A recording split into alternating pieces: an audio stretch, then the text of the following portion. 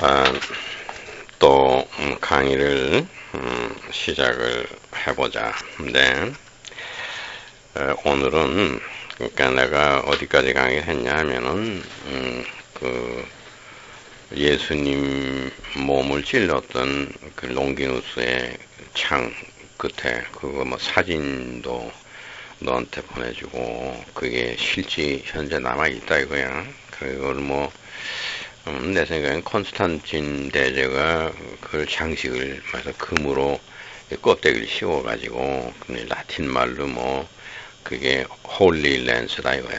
응? 말하자면 그 아주 거룩한 예수님의 유적이다.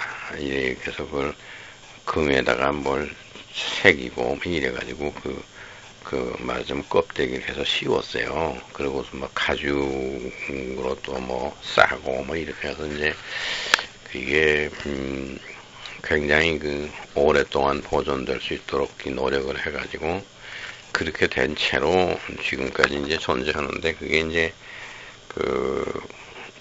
말하자면 그걸 언제 가져왔느냐, 그 문제인데 이제 이렇게 돼서 히틀러가 나치라고 하는 말의 그 유래는 독일어의 이제 나치오날 소치알리즈무스야. 그러니까 나치오날이라는 건 이제 국민적인 국민이라는 얘기고 소치알리즈무스라고는 영어로 소셜리즘이지. 그게 거기에 소치알리즘이라는 치라는 발음을 떼고 앞에 나치오날에서도 나를 떼고, 그래서 이제 나하고 NA, I. 그렇게 해서 이제 나치라고 부르는데, 지금은 뭐, 그 말이 나쁜 말이 돼서, 나치 그러면 뭐 유태인 600만 명 죽이고, 아주 그냥 끔찍한 그런 정치 체제고, 전부 군복도 입고 왔다 갔다 하고, 뭐, 그래서 이제 그게, 상당히 무서운, 뭐 얘기만 해도 나치라는 말만 들어도 치가 떨리는 그런 단어로 바뀌어졌는데, 나치라고 하는 말 자체는 자기네들이 즐겨 썼어. 히틀러니 뭐, 사람들이 나치 이념이다. 뭐 나치 정당이다. 이건 뭐, 유일한 정치 체제를 올바르게 할 수 있는 그런 정치 체제다. 뭐 세계 평화를 위해서 노력하는 그런 국가가 되고 대게르만 제국을 건립하고 지구 전체를 예수님의 정신으로 즉 뭐 하나님의 하늘나라의 통치 그런 거로 한다. 뭐 이런 뜻으로 해서 이제 자기네들은 나치라는 말을 아주 미화해서 사용했고 그때 당시에는 좋은 말이다 이거야.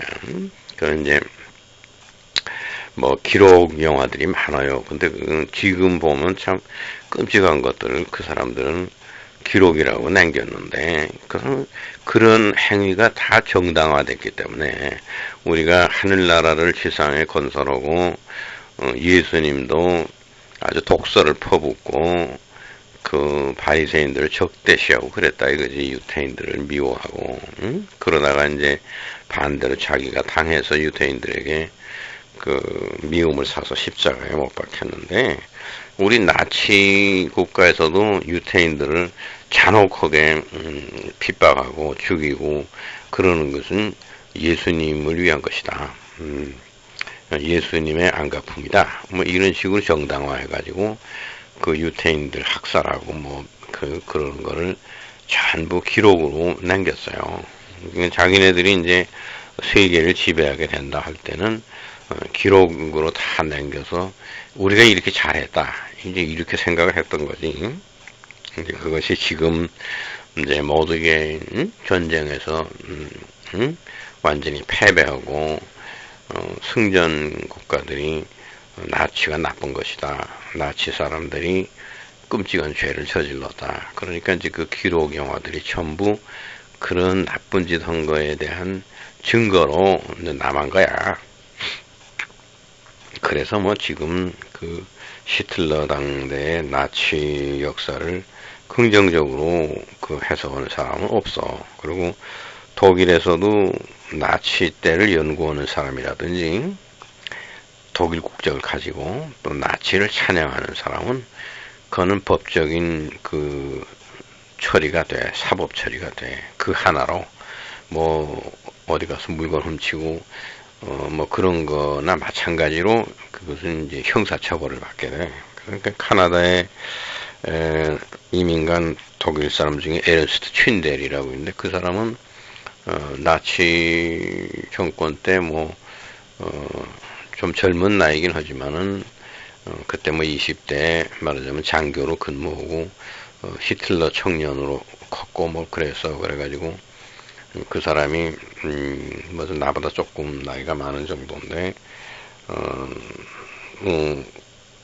나치를 굉장히 찬양하고 히틀러를 우상화하고 훌륭한 사람이다 그러고 이제 카나다에서 그래가지고 말하자면 카나다 정부에서 독일로 보내서 카나다에서는 뭐 법으로 그런 정치 활동한다는 거에서 형사처벌하는 법이 없으니까 우리나라도 마찬가지야. 뭐 나치 얘기 좀 하고 다니고 강의 좀 히틀러 강의한다고 그래서 뭐 감옥에 가고 그러는 법이 없으나 독일에는 그런 법이 있으니까 독일로 보냈어. 그래서 이제 독일 정부에서 조사를 해가지고 그 사람은 이제 감옥에 뭐 그 집어넣었어요.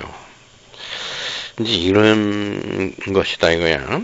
근데 뭐 그렇게 하는데도 지금 그 히틀러를 숭상하고 나치 체제로 해야 된다고 하는 젊은이들이 그런 게 뭐 네오나치라 그래. 신나치라 그래서 그런 뭐 운동이 막 일어나고 그래요. 그러니까 뭐 감옥에 보내겠으면 보내라 말이야. 우리 소신은 나치 때가 좋은 거다. 뭐 이제 이렇게 하지. 내가 독일에서 나치 연구를 내놓고 볼 수가 없는 거야. 그럼 뭐 거기다가 글을 발표하고 강의를 하고 그럴 수가 없는 거야. 그러나 나는 또 그 독일의 요즘 젊은이들 중에 뭐 네오나치나 이런 사람들하고 나는 생각이 또 달라. 나도 나치는 나쁘다고 생각해. 그렇게 정치하는 건 잘못됐다고 생각하고 히틀러도 잘못한 사람이다 이거야. 그러나 그 나치의 역사에 대해서 내가 알고 싶은 게 참 많았단 말이야. 그리고 궁금증이 많았어. 내가 어저께 강의에도 말했지만 내가 그 ROTC 일기생으로 복무하는 중에 그 하사관 학교에 교관하면서 거기서 이제 나치 독일에 대한 그 군대 조직이라든가 군대 훈련이라든가 이런 책이 독일어로 된 게 거기 있었어. 그래서 이제 그 공부를 하다 보니까 내가 20대 군 제대하기 전에 독일의 나치에 대해서 굉장히 관심이 있었단 말이야. 그래서 이제 독일 가서 나는 이제 그 연구를 시작을 했고 지금도 끊임없이 그런 연구를 하는 거야. 그런데 이 강의가 계속인데 이제 뭐 너에게 어떤 그런 역사 강의라든가 세계사 강의라든가 이런 걸 체계적으로 하려면 뭐 20세기에 그 들어와서 1차 세계대전이 왜 생겼냐, 그게 뭐 어떻게 발전됐느냐, 뭐 이런 얘기면 역사 강의를 해야 되는데 나는 이제 나치 독일에 대한 거에다 포커스를 맞춰가지고 얘기를 하다 보니까 그런 어떤 이건 역사 강의가 아니고 독일의 그 1933년에서부터 45년까지 약 12년 동안 히틀러가 이끄는 나치 정부에 대해서 궁금증이 많다. 그래서 내가 거기에 대한 연구를 많이 했다. 이제 그 강의다 이거지. 이제 그 강의 연속인데, 그럼 이제 내가 어저께 그 이메일에다가도 얘기하고 조금 그 간단하게 얘기를 했지만은 그 웨벨스 부르크, 그게 뭐 아주 신비한 사건이야. 그게 뭐냐 그러면 이제 히틀러가 1933년 정권을 잡았다 이거지. 그러고 난 다음 해 1934년도에 그 베벨스부르크라는 걸 짓기를 시작했어요. 그것이 원래 그 큰 성이 있었는데 그게 폐허된 자리야. 그러니까 이제 그걸 폐허된 거를 다 말끔히 정리를 해버리고 이제 그 위에다가 대대적인 설계를 해서 건물을 지었는데 히틀러가 그 스케치했어요. 그래서 이제 히물러에게 줬다고. 응? 그럼 이제 그 히틀러가 스케치한 거 내가 어렵게 찾아냈지만 그 스케치한 걸 보면은 그 예수님 그 찔렀다고 하는 그 롱기누스 창살고 그렇게 생겼어요. 삼각형으로 끝에가 뾰족하게 돼가지고 그런 그 창살의 모습으로 집을 짓는다 이거야. 그렇게 히틀러가 스케치를 했단 말이야. 그럼 이제 그게 뭐냐면 히틀러가 정권을 잡자마자 무슨 생각을 했냐 그러면 그 거룩한 창, 홀리랜스에 대한 생각을 먼저 했다 이거지. 그러니까 그걸 가져와야 되겠고, 집을 아예 그런 형태로 지어가지고, 막 거기다가 들어오는 입구에다 막 진열을 하고, 예수님에 대한 그 강의를 함과 동시에 반유대주의, 그 이제 마르키온 이 얘기를 가르치면서 동시에 유태인들을 배척하는 그런 교육 프로그램을 첫째 만들어야 되겠다. 그러면 집을 창 모양으로 사각형으로 짓고 거기다가 그 거룩한 창을 갖다가 진열해 놓고 보관하고 본격적으로 거기서 나치의 지도자들, 리더급들을 고위관직을 부여할 사람들을 정신교육을 시키겠다. 그 생각이 있어가지고 1934년도에 스케치를 해서 주면서 힘을 넣도록 너는 내가 이 스케치한 대로 설계 도면을 해가지고서 집을 지라 이렇게 된 거야. 그래서 그 이제 베벨스베르크가 언제 끝났냐면은 그 올림픽 대회는 1936년에 거의 그때 끝났어요. 아주 굉장히 멋있게 집을 진 거야. 그 사진은 내가 메일에 보내줬지만은 그러면 이제 1936년도서부터 히틀러를 따르고 추종하고 또 뭐 정권을 잡았으니까 더 많은 사람들이 이제 나치 당원이 되고 막 그렇게 될 거 아니겠냐. 그러니까 1936년 올림픽 경기를 시작함과 동시에 베벨스부르크에서 나치 그 브레인들, 나치 요원들 이제 교육이 시작됐다 이거야. 근데 그게 이제 1934년도엔 또 무슨 일이 벌어졌냐 그러면 독일 판도 내에서 그 굉장한 과학 학술제가 있었어요. 그건 이제 뭐냐면 그 뮌스터라는 데가 있었어요.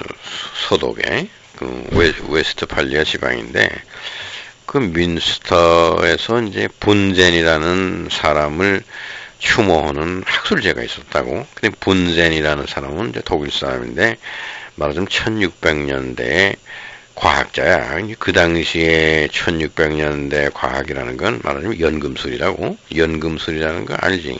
응? 그 뭐냐면 오늘날 화학 분야의 전신이야. 화학 분야가 있기 전에 연금술이 있었다 이거야. 그 연금술은 뭐냐 그러면 아주 그 값이 싸고 흔한 철을 갖다가 찾고 달구고 때리고 뭐 두들기고 막 이 대장간에서 그렇게 하면 그걸 뭐 10년 20년 하게 되면 금으로 변한다. 그러니까 단련시키면 아주 싸구려 금속을 단련을 시키면 그게 귀금속이 된다. 이렇게 생각한 거야. 그래가지고 이제 그 연금술사들이 그렇게 했는데 그게 결국은 안 돼. 뭐 아무리 해도 금이 안 돼. 그래서 이제 그 화학적인 생각을 하게 됐는데 이제 그런 연금술하고 화학이라는 게 생겨나기 그 직전에 있었던 그 큰 학자야 분센이라는 사람이니 그 사람을 추모하는 것으로서 학술제가 열렸는데 1934년이라고. 근데 영국에서도 오고 뭐 미국에서도 오고 학자들이 많이 왔는데 거기서 이제 그 우라늄 핵을 갖다가 분열시키려면은 중성자를 충돌시켜야 된다 하는 그거를 이야기한 사람이 있어요. 그게 이제 영국 사람 체드윅이야. 리차드 체드윅이라서는 내가 뭐 이 이야기는 21세기 핵시대 여명이라는 내 책에 자세히 소설되어 있어요. 그게 이제 1934년에 독일 땅인 뮌스터에서 학술제가 벌어졌는데, 그때 영국 사람이 와가지고 우라늄 핵분열을 할 때 뭐 양성자를 갖다 충돌시킨다든가 뭐 그래봐야 그 플러스 전기가 있기 때문에 밀착 내곡이 안 되고 그 전하가 없는 플러스나 마이너스나 이런 전기를 안 띄운 중성자가 있다 이거지. 핵 가운데 그 중성자를 채취해서 그놈으로 충돌시키면은 그게 핵이 말하자면 분열된다. 핵 분열 방법이 있어서 에너지가 나온다. 이런 거를 발표를 했어요. 뭐 그 사람도 노벨상 받고 그랬지.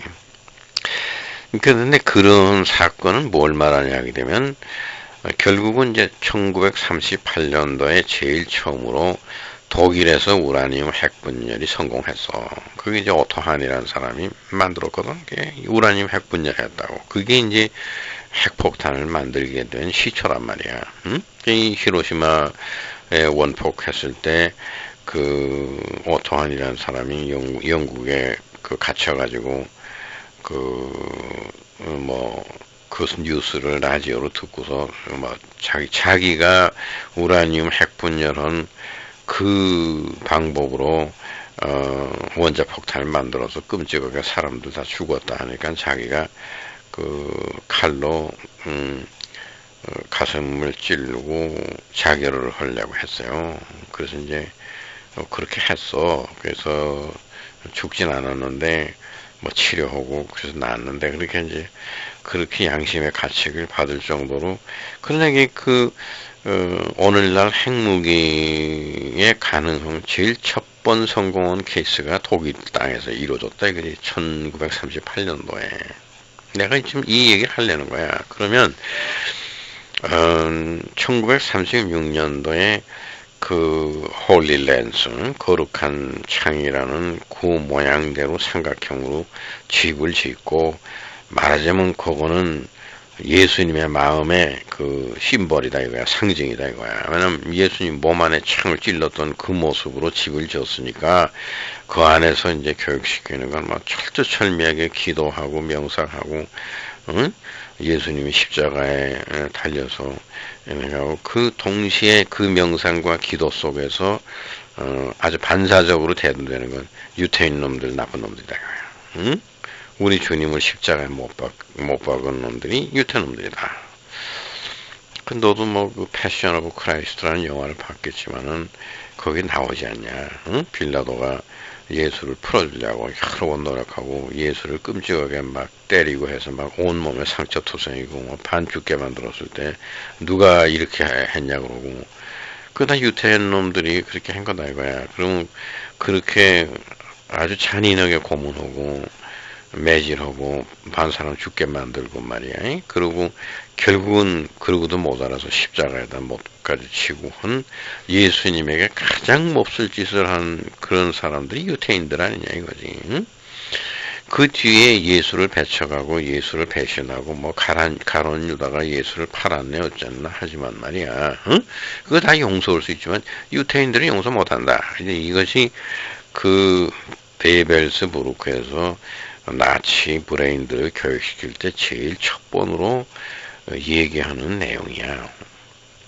그러면서 이제 그 다음으로는 마르키온의 쓴 복음서 뭐 이런 거를 독일어로 번역된 거를 읽고 마르키온주의, 마르키온 사상을 그거를 절대화하고 이런 걸 또 누가 신학자가 마르키온 연구원 사람이 이제 강의를 하고 이런 프로그램이야.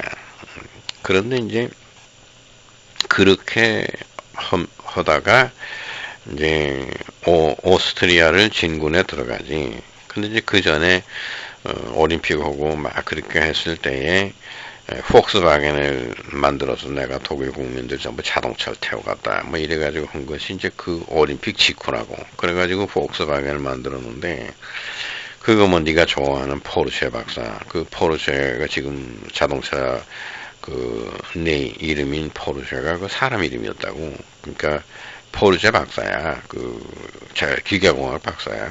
그 사람이 이제 베를린 공과대학에 막 기계공학을 하고 그런데 그때 당시에는 이제 뭐 1차 대전 때에 독일이 패배했으니까 말하자면 비행기 만들고 뭐 자동차도 굉장히 좋게 만들고 이제 이런 걸 뉴 디자인이지 뭐 잠수함도 디자인하고 이런 게 포르쉐 박사가 했어요. 그러니까 이제 그때 히틀러가 불렀단 말이야. 불러서 자동차를 디자인하라. 그래서 이제 폭스바겐이다. 그래가지고 이제 그 포르쉐 박사가 디자인해서 만든 게 폭스바겐이야.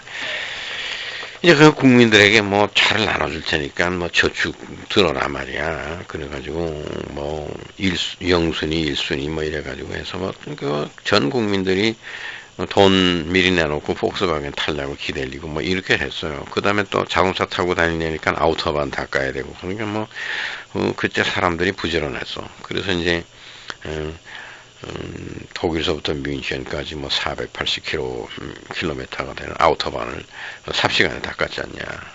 이렇게 가지고서 이제 전부 전쟁을 할 생각이 있으니까 이제 폭스바겐 공랭식으로 가는 엔진을 전부 탱크니 장갑차니 그런 데다 집어넣어가지고 막 한 겨울에 1938년도 겨울에 말하자면 오스트리아를 쳐들어갔잖아. 그래가지고 거기서 경계선에서 사람을 보내가지고 우리가 말이야 최신형 탱크와 뭐 장갑차 가지고 한숨에 달려왔다 이거야. 응? 그래서 뭐 베를린서부터 뮌헨까지 아우토반 뭐 그렇게 멋있는 길을 만들어 놓고 그냥 싱싱 달려. 그래가지고 그 국경선까지 왔거든. 그러니까 오스트리아에서 무서워가지고 그대로 그냥 합병 계약서에다 도장 찍었어요. 그래서 이제 그 다음에는 아주 뭐 진군에서 그냥 들어가서 오스트리아를 독일화했지 않냐. 이제 그게 1938년도 사건이야. 이제 그렇게 되고 났을 때 야심은 뭐냐 그러면 비엔나 근처 교회에 소장되어 있는 거룩한 창, 예수님의 유적으로 보관되어 있는 그걸 합법적으로 가져오는 거야. 그때 뭐 히틀러가 오스트리아하고 독일을 합병해가지고 독일 판도의 주인인데 뭐 거기 있는 거 아무거나 갖다가 독일로 옮긴다 하는데 뭐 반대할 사람 아무도 없어. 그래서 아주 교회 그냥 문 열고 들어가가지고 그거를 나치 장교들이 유리 박스채로 그냥 거기 있는 걸 그대로 가지고 어디를 갔냐면 베베스부르 그 건물로 가져갔어. 그렇게 된 거예요. 그래서 이제 베벨스부르크에서 그다음서부터는 집도 창살 모양으로 지은 데다가 그거를 또 들어가는 입구에다 진열해 놓고 하니까 이제 나치 브레인들이 교육받은 이론적인 게 실제 눈으로 보게 됐단 말이야. 바로 이 주님의 몸을 찔렀던 창이 이겁니까? 해가지고 막 그 앞에서 꿇어 앉아서 막 기도를 하고 막 그런 사건들이 막 벌어졌어요. 그러니까 이제 그때, 히틀러를 비롯한 나치의 고위 층에 있는 사람들이 아주 독실한 예수님을 생각하는 사람들이 됐어. 예수님을 생각하면 생각할수록 그만큼 유태인은 증오하는 거야. 그 교육 프로그램이 그렇게 돼 있으니까. 그래가지고 마르키온의 학설을 막 공부하고 그걸 막 가르치고 마르키온 교회에서 예배드리는 형식으로 뭐 예배를 드리고 뭐 이런 식으로 한참 이제 했어요. 그렇게 하면서 이제 히틀러의 생각이에요. 이거는 히틀러는 머리가 좋으니까 이제부터 유태인들이 싫어했다는 거. 예수님도 유태인이 싫어한 것 중에 들어가는 거니까. 얼마나 싫었으면 십자가에 못 박겠냐. 그러니까 유태인들이 싫어하는 거. 그게 뭐냐 그러면 우선 메소포타미아에서 아브라함이 유태 민족의 조상이라 그러는 아브라함이 거기서 나왔다 이 얘기지. 그게 바빌론 문화권이다 이거야. 그게 바빌론 문화가 싫다. 나는 그거 싫다. 그러니까 거기서 나왔다 이거지. 그래서 내가 그게 싫다는 것 중에가 신관이다 이거야. 바빌론에서 섬기는 그 다신교, 그런 뭐 우상 이런 게 싫고 참된 하나님을 찾아서 나오겠다는 것이 아브라함과 롯이 거기서 나왔잖아. 그것이 이제 유태 민족의 형성인데, 그럼 히틀러는 뭐냐 그러면 유태 사람들이 싫다고 그런 거에 그게 우리가 손댈 분야다 이거야. 왜? 우리는 유태인들이 싫어하는 거, 예수님을 비롯해서 맞아 반유대적인 거, 응? 이게 우리 거다 이거야. 응? 그래서 이제 바빌론을 연구를 하기 시작했어요. 근데 이제 바빌론을 연구함과 동시에 메소포타미아 문화 전체를 이제 연구하는 거야. 근데 공교롭게도 그때 1800 몇 년도야, 19세기 말에 그 바빌론의 지금 오늘날 이라크야, 이라크. 거기 이제 바그다드 근처가, 거기서 이제 고고학자가 독일 사람들이 가가지고 파낸 것들이 많아요. 그게 이제 바빌론 문화 유적을 다 베를린에다 갖다 놨거든, 19세기 때. 이제 그걸 나치 브레인들이 그냥 그 베벨스부르크에서 교육받은 사람들은 우선 베를린에 있는 펠가몬 박물관에 거 가서 조사를 해본 거야. 바빌론 시대의 유적이 어땠느냐 하는 거지. 그게 뭐 굉장한 문화야. 응? 그래서 거기서 이제 뭐를 발견했냐 하게 되면 이제 내가 너를 데리고 그 펠가몬 박물관에, 펠가몬 뮤지엄에 한번 가보려고 그러는데, 거기에 말하자면은 그 슈메르족들이 뭐 돌에다가 새겨놓고 막 이렇게 하고 점토판에다가 그려놓고 이런 것들이 있어. 거기에 뭐가 있냐면 독수리가 날개 쫙 펴고 앉아 있는 거였어요. 응? 그거를 이제 나치 휘장으로 그걸 심볼로 바빌론 걸 가져간 거지.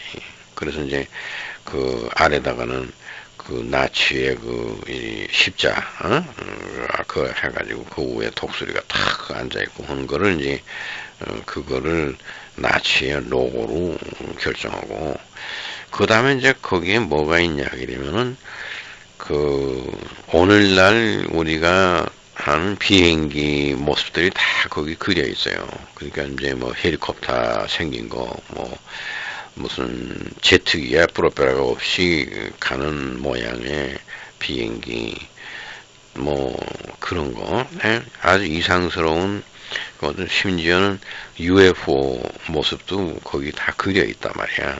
그래서 이게 뭐냐 하게 되면 비마나라는 거야. 비마나라는 게 뭐냐 하게 되면은 하나님이 신적인 존재들이 그걸 타고서는 하늘을 날아다니고 먼 어디 외계에서 왔는지 모르지만 그 슈메르족들은 하나님이 이런 걸 타고서는 이 지구에 내렸다 이런 거지. 그래서 이제 그런 걸 많이 그려놓고 조각해놓고 그런 것들이 있어요. 그 이제 그거를 가져다가 똑같이 만든 게 말하자면 그 제트기 생긴 거 사진 찍은 거 보면은 그 만드는 그 디자인이 그 옛날 바빌론의 그림에 있는 그거와 똑같이 만들었어요. 그게 시속 980km 나가는 그 제트 전투기를 그런 모양으로 만들었어. 근데다가 이제 헬리콥터도 오늘날 그 잠자리 비행기라고 하는 것도 그 그림이 다 있어. 다 히틀러 때, 나치 때 다 개발한 거야. 이제 그거를 갖다가 그대로 만들어서 비행기를 만들어 보니까 기가 막힌 거거든. 그러니까 이제 바빌론 문화라는 게 좋은 거다 이거야. 그게 이해를 못했다 이거지. 아브라함이 말이야. 아주 거기서 공부도 못한 놈이고, 말하자면은 무식한 층에 있어가지고 인정도 못 받고, 그러니까 이제 속상하니까 우리는 여기 떠나갔다 그렇게 된 거다 이거야. 그래서 그 바빌론의 고도로 발전한 문화를 우리가 그걸 들여와야 되겠다. 이게 또 베벨스부르크에서 소위 반유대주의 사상을 불어넣기 위해서 마르키온의 생각을, 그러니까 그 마르키온은 또 철저한 예수님을 인정하고 예수님을 따르자고 하는 사람인데, 예수님이 가장 증오하고 미워한 존재들은 유태인들이다. 바리새인들이고 뭐 살아생전에도 바리새인들 욕 많이 하셨다 이거야. 응? 너희들은 성령을 회방하는 그 죄는 영원히 그 용서받지 못한다. 뭐 이런 아주 악담을 예수님이 많이 하셨다 이거야. 그거 뭐 그 성경에 나오는 뭐 슬피 울며 이를 갈미 있으리라 이게 우리말로 그냥 번역하면 그런데 그때 당시로는 아주 그냥 쌍스러운 욕이다 이거야. 응? 뭐 이 개새끼 이러는 거나 똑같은 거나 이거야. 그러니까 그 나라 말로 그 유태인들 말로 그렇게 얘기하는 거는 응? 바깥에 내동댕이 쳐가지고 집 안에 있지 못하고 밖에서 그냥 문 열어달라고 그러면서 슬피 울면서 이를 부득부득 하는 그건 그런 말을 사용하는 건 저주 중에 아주 최고봉이다 그런 얘기지. 그럼 예수님이 그런 아주 최상급의 저주 단어를 유태인들에다 적용했으면 얼마나 유태인들을 미워했냐 이거지. 그런 거에 대한 그 결론이 그 유태인들이 예수님을 증오하다 보니까 서로 간에 예수님과 유태인 간의 증오심이 십자가 사건을 일으킨 거다. 이렇게 이제 그 해석을 하는 거지. 그러면서 어떻게 되냐면 어디까지 나갔냐 그러면 유태인들의 조상인 아브라함이 거기서 나온 그 바빌론 문화를 인정하겠다. 이제 그렇게 된 거야. 그래서 이제 그 다음에는 옛날 바빌론 뭐 거기 고고학자들 그때 살아 있었지. 뭐 그 사람들 막 불러다가 베벨스부룩해서 막 강연시키고 뭐라고 해가지고 바빌론 문화라는 거를 해가지고 뭐 목에다 걸고 다니는 십자가도 그건 이제 기독교의 십자가가 아니야. 그때 바빌론 때 십자가가 있었다고. 응? 그래서 이제 그 바빌론 십자가라고 그게. 그런 거를 전부 다 나치들이 목에다 걸고 다니고 이제 이렇게 하면서 우리는 이 십자가는 의미가 있다 이거야. 유태인들이 안 좋아하는 바빌론의 십자가고, 응?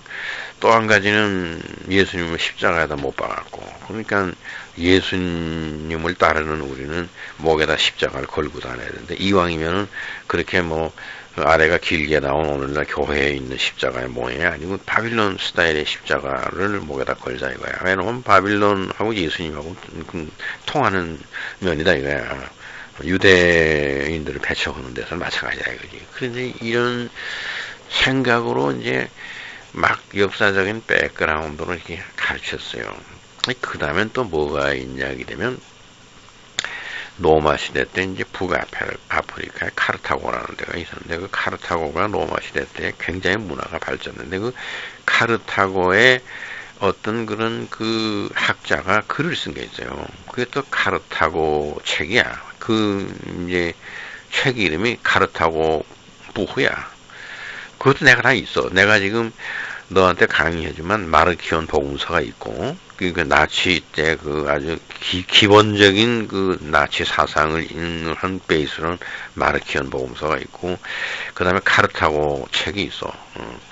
그 다음에 또 그 베벨스부르크에서 뭐를 또 교과서로 해서 가르쳤냐 그러면 예수님의 제자 중에 요한이 있어가지고 요한이 뭐 거의 100세가 될 때까지 살았어. 순교를 한다. 그래가지고 이제 파트모스라는 섬에서 계시를 받아서 쓴 것이 신약성서 제일 뒤에 있는 요한 계시록인데 그 같은 요한이야. 요한인데 그 요한이 이집트 말로는 요비안이야. 이름이 요비안. 응? 우리 김가를 뭐 일본 사람들은 뭐 김상 그러는 거나 마찬가지야. 김씨, 김 선생 이걸 뭐 김센세이 그 김을 긴이라고 발음한다 이거야. 그런 식으로 그 이집트에서는 그 이스라엘 그 히브리 말이 아니고 이집트 말로는 요한 그러지 않고 요비안 그런다 이거야. 그래서 이 요비안 복음서라는 게 있어요. 이집트 말로. 그러면 그 예수님 제자에 해당하는 그 요한이 복음서를 썼어요. 응? 근데 그 성경에 있는 요한 복음서가 아니야. 아니고 요비안 복음서가 따로 있어요. 내용이 틀려요. 근데 그러면 이제 그 신약 성경에 있는 그 요한복음 저자는 같은 사람인데 다른 내용을 썼느냐 아니면 이집트에서 누가 이집트 말로 써놓고서는 이건 요비안이 썼다 그랬냐? 그건 뭐 아직 그 연구가 안 돼서 밝혀지지 않은데 어쨌든 요비안 복음서가 있어요. 그거는 아주 순수한 예수님 얘기만 나오고 유태인들에 대한 얘기는 없어요. 아예 유태인은 거론이 안 돼 있어. 그런데 거기 신비스러운 얘기가 많아요.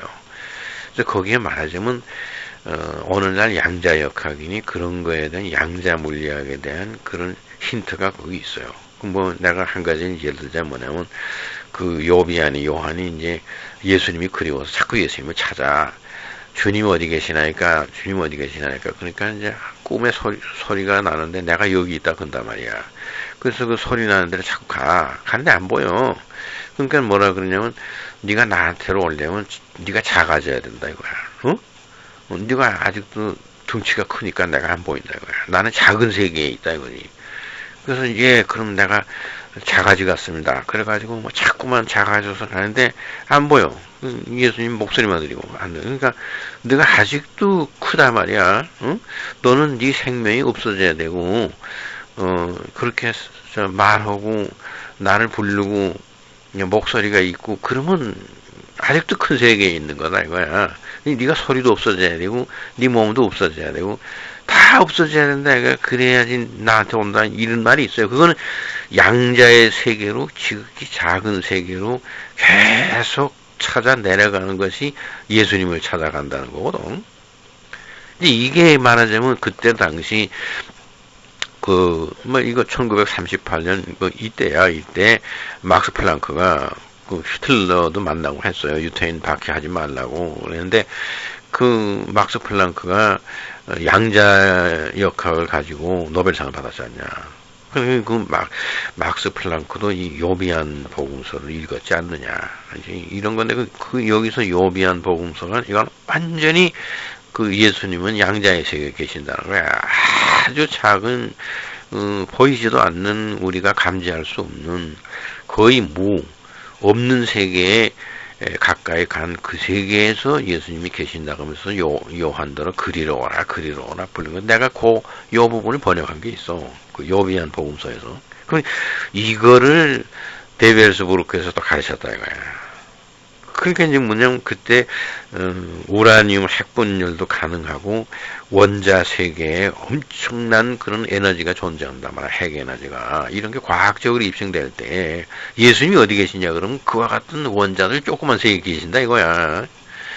그러니까 이제 양자역학을 또 막 가르쳤어요. 막스 플랑크에 그거 막 가르쳤다고. 응? 그러면은 아인슈타인인 뭐 이런 사람들 나왔을 때 나치 브레인들은 상대성 원리 양자역학 이런 것이 필수 과목이어서 그 베벨스부르크에서 그때 당시에 최첨단 과학이지. 그걸 가르쳤다고. 그러면 내가 대충 그 베벨스부르크라는 그 나치 교육기관에서 종교적으로는 예수님을 가르쳤다. 예수님의 행적과 그 다음에 유태인들이 예수님은 이해 못하고 유태인들은 예수님을 십자가 못 박았다. 그놈들이 나쁜 놈들이다. 그래서 이제 유태인들을 증오하고 예수님 입장에서 볼 때 유태인들 나쁜 놈들이다. 자꾸 이렇게 가르침으로써 게르만 민족 유태인을 미워하는 게 아니라 이건 원래 예수님이 우리가 예수님 편에 서서 보게 되면 유태인들을 다 몰아내야 된다. 이게 독일 판도에서 이제 이런 생각이 나게끔 교육을 시켰다 이거야. 그래서 이게 반유대주의 교육을 시킨 게 된 거야. 그 다음에는 이제 고대의 메소포타미아의 문명을 가르쳤다고. 수메르, 아시리아, 바빌론. 그런데 그러면 거기 나오는 게 전부 코페르니쿠스 이전에 우주에 대한 얘기야. 그러니까 또 우주에 대한 관심이 굉장히 많아. 그래서 이제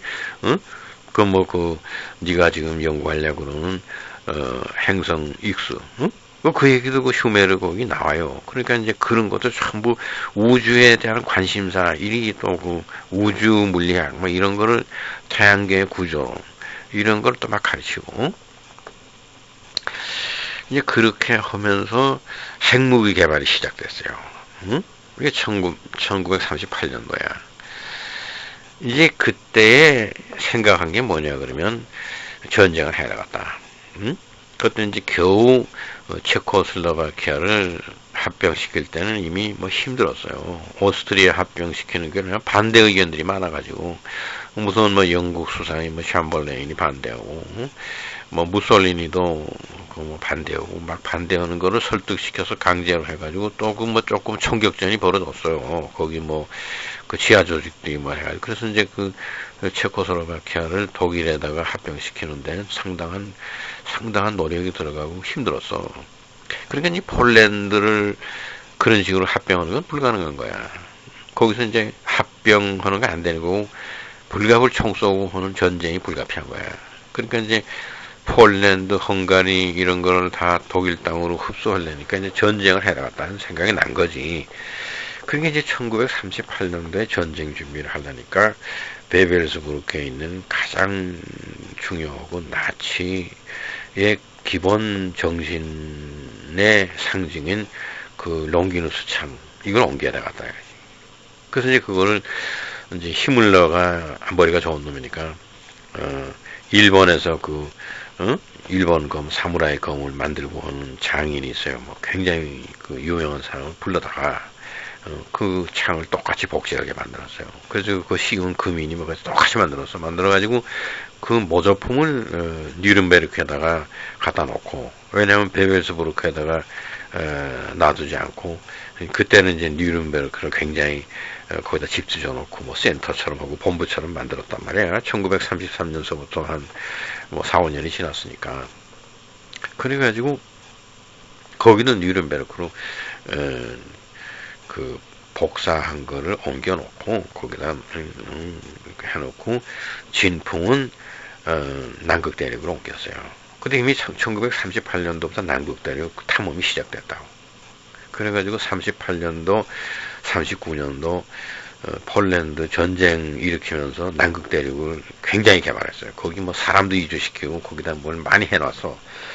그러니까 이제 그 전쟁 시작해야 되니까 남극 대륙에 어느 정도 건물도 지어놓고 뭐 비밀 장소에다 해놓은 데가 있어요. 그 지하에다 파가지고 지하도시를 만들고 그 뒤로 이 거룩한 창을 옮겨갔어.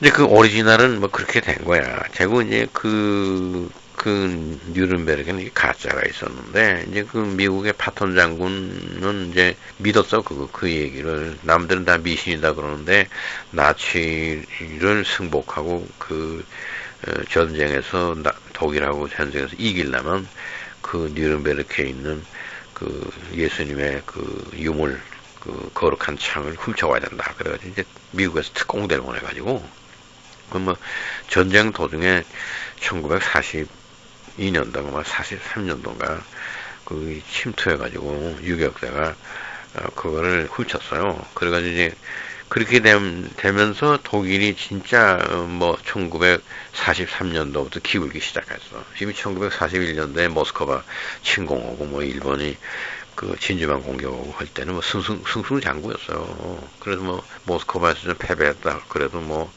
작전상 후퇴고 좀 인명 피해가 있었지만은 뭐 전쟁에 이길 수 있다는 신념이 있었단 말이야. 근데 1943년도부터 뭐 완전히 대사가 기울기를 시작했어요. 그거는 이제 파톤 장군은 우리가 그 예수님의 유물을 갖고 있기 때문에 이제 우리가 승리하고 나치는 이제 패망한다. 그렇게 된 거야.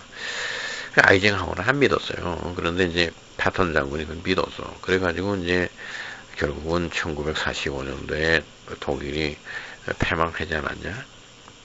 그래서 이제 아이젠하워가 그거를 원대 복귀시켜야 되겠다. 그래서 이제 그게 진짜인지 가짜인지 알지는 못하고 어쨌든 그거를 비엔나에 원래 히틀러가 학생 시절에 가서 봤던 그 교회 그 자리다가 똑같은 그때 당시에 진열했던 유리켓을 만들어서 보관해줘요. 지금도 그 교회 가면은 있어요. 근데 내 생각은 그건 가짜다 이거지. 그거는 일본, 그리고 이제 진짜는 아직도 남극 대륙 어디에 있고, 남극 대륙에서 나치는 비밀리에 기지가 있다 그러면 거기서 이제 그 예수님의 유물 오리지널을 보유하고 있을 것이다.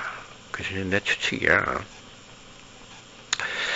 이제 그렇게 됐는데, 그러면은 내가 그 다음 얘기를 계속하면은, 1939년도에 제2차 세계대전이 일어났어. 그래서 이제 폴란드 쳐들어가는데 히틀러가 이제 암호를 전달하게 되면 막 전쟁이 개시가 되는 거야. 그것이 암호명이 뭐 할머님이 돌아가셨다야. 그래서 이제 그로스 오마이 스톳 독일 말로 그러니까 이제 할머니가 돌아가셨다. 그러면 이제 쳐들어가는 거야. 그래서 뭐 9월 1일인가 뭐 그 명령을 내렸어. 그래가지고 이제 폴란드를 쳐들어가가지고 15일 만에 폴란드가 손들었잖아. 항복했잖아. 100개를 들고. 그래서 이제 그 폴란드를 장악했지.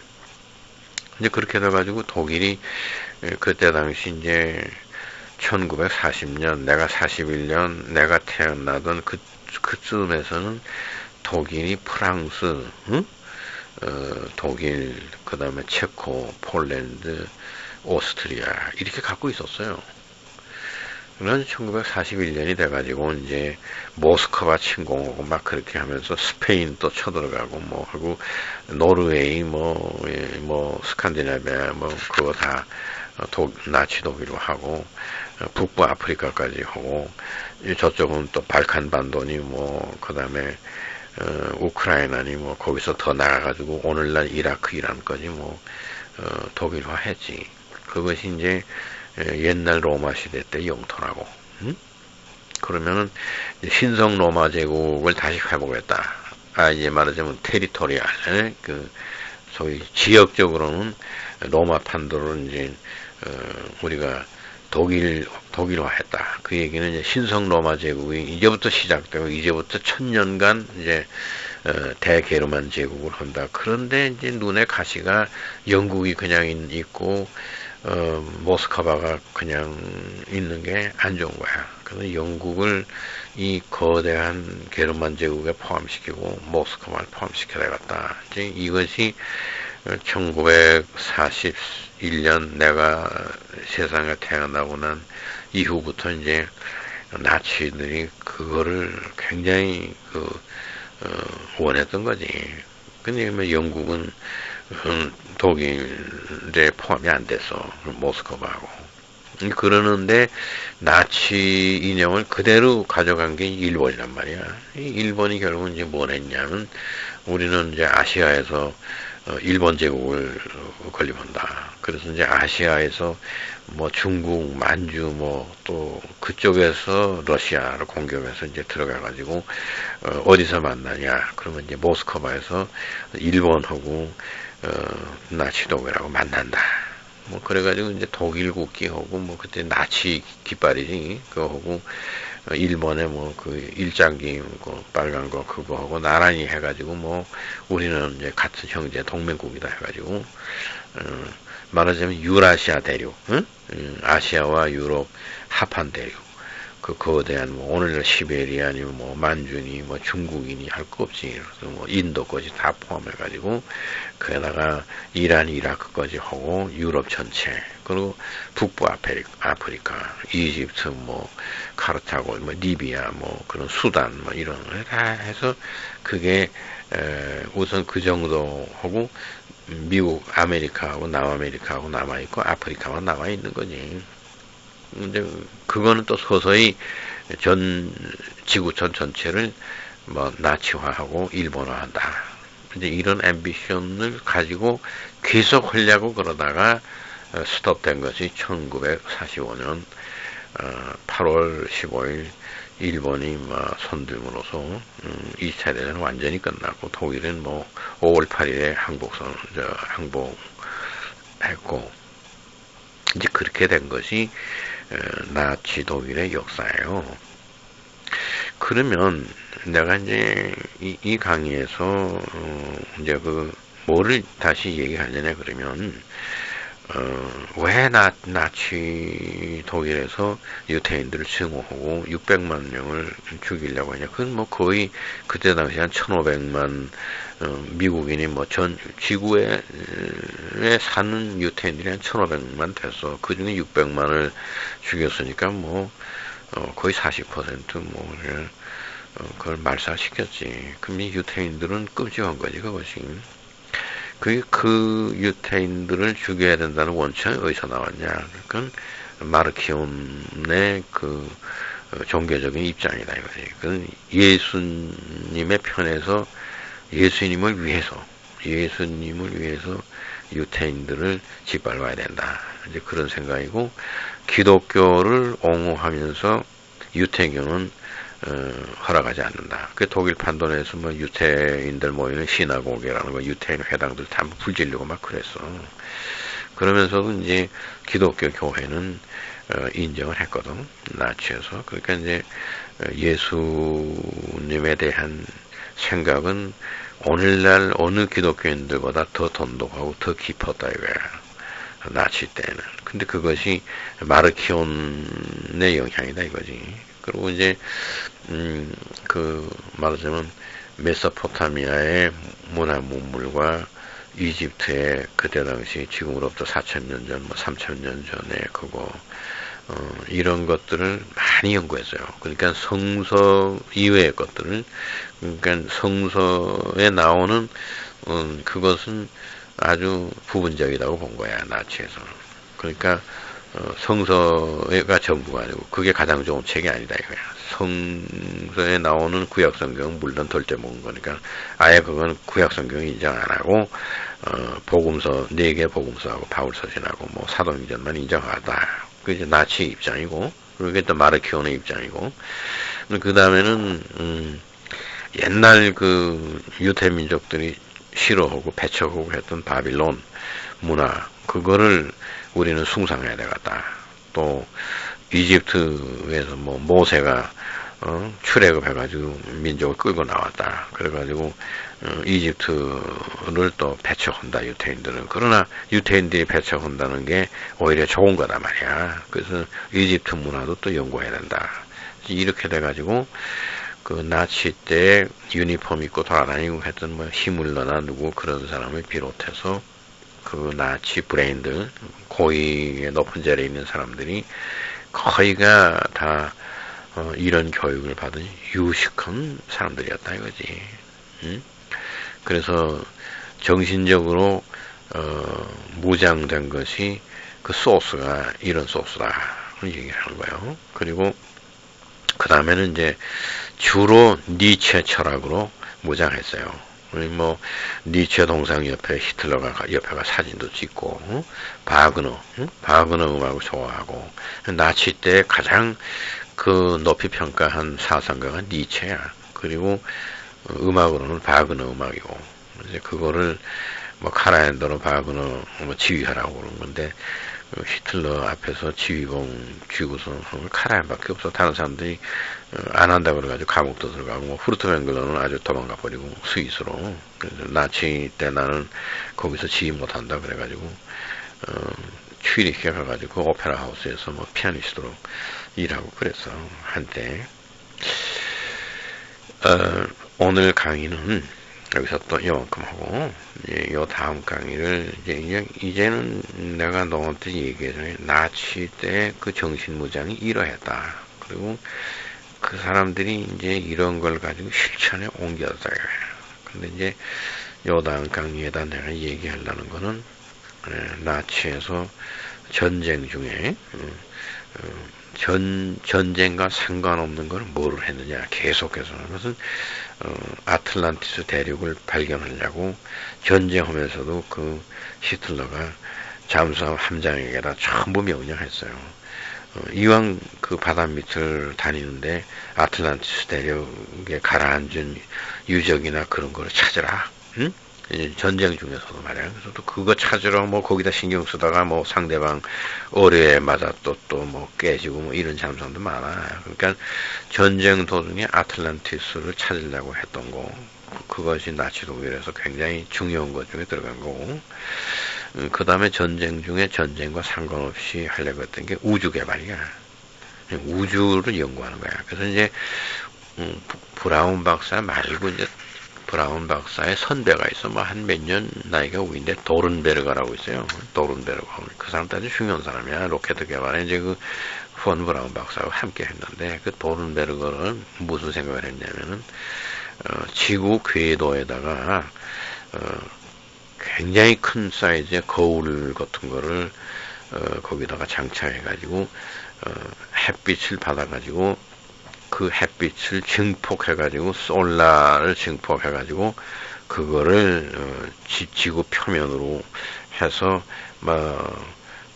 뜨겁게 하는 거야. 그래서 다 지지는 거야. 그런 무기를 개발을 하려고 해서, 그게 007에도 무슨, 다이아몬드는 뜨겁다, 그런 제목인가? 그게 있어.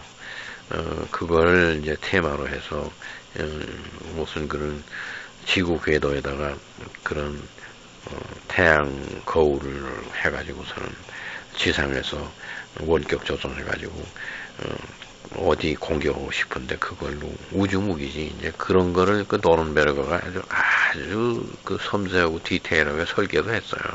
그거를 궤도에다 올리려고 생각했었지. 그 다음에 이제 그 우주 연구를 하고 우주에다 스테이션을 세울 수 있고, 그런데 그 독터 생거 박사가 이제 완전히 그 로켓인데 로켓가 수직으로 뜨는 게 아니고 수평으로 떠가지고 이제 올라가가지고 완전히 비행기처럼 만든 로켓이야. 그래서 1단계, 2단계 있고 해가지고 지구 궤도를 돌다가 내려올 땐 또 그라이딩으로 내려서 활주로에 내려. 그래서 내가 그 생거 박사의 그 방법으로 우리나라가 개발을 했으면 좋겠다 이거지. 그래서 이제 나로 우주센터에다가 그 수평 모노레일을 깔고 그 자력 보상으로 거기다가 이제 로켓을 해서 옆으로 해가지고 그 다음에 대각선으로 해서 올라가는 거. 그게 제일 안전한 방법이고, 그 다음엔 궤도에 위성을 진입시키고는 그게 다시 내려와서 활주로에 내려와서 또 다음 사용할 수 있는, 그러니까 여러 번 사용할 수 있는, 리유징 그런 무슨 로켓 그런 거로 나치 때 이미 생거 박사는 성공했어요. 그래서 이제 지구 상공으로부터 한 150km까지 올라가서 한 몇 회전 하고서는 내려와서, 이게 이제 결국은 그걸 또 이제 무기로 사용하겠다 해가지고 이제 궤도에 진입해서 돌다가 내려와서 뉴욕에다가 핵폭탄을 던지고 그 다음엔 독일로 오는 거.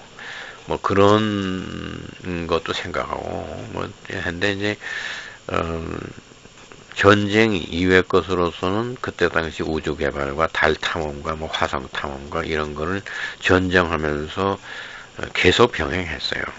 이제 그 얘기를, 아틀란티스에 대한 연구와 우주에 대한 관심사, 나치 독일에서 전쟁 중에 1940년도부터 45년까지 45년은 한 몇 개월밖에 없으니까 4년 한 3개월 동안에 그 아틀란티스를 찾으려고 한 노력과 또 우주 개발에 대한 것이 어느 정도까지 발전했느냐.